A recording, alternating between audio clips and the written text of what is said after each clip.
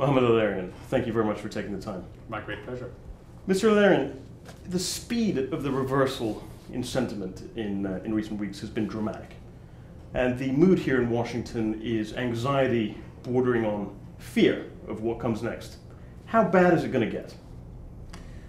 First, what you're seeing in Washington is that people from around the world are catching up to Europe's reality.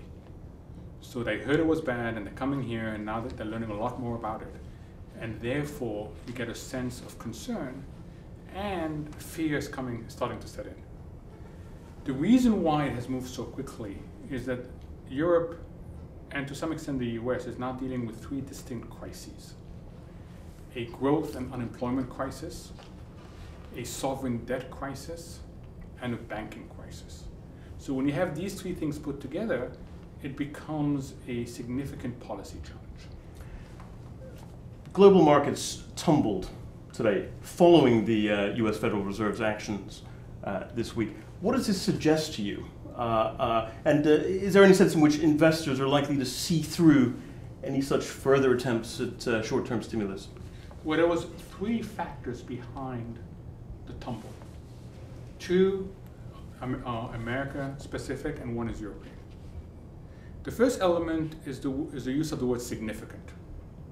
We've gone back and asked the question, how many times has the Fed used significant before downside risk? And it's only happened 3 times. Once in September 2008, once in January 2009.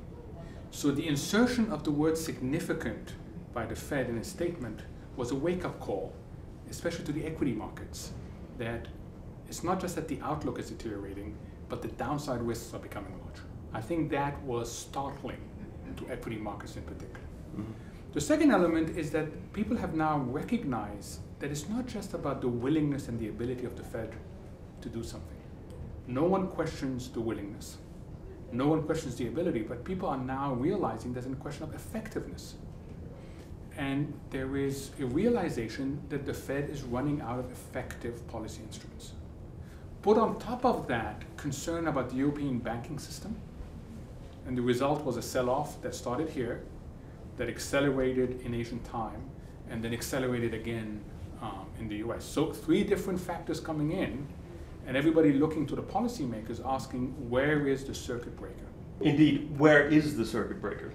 I think the circuit breaker is in 3 places. 1 in the ECB, 2 in the European politicians and the American politicians, showing that they're willing to embark on a structural path, and 3rd, in the IMF.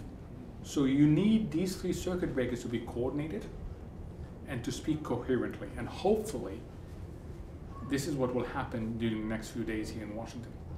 Mohamed, thank you very much for your time. My pleasure, thank you.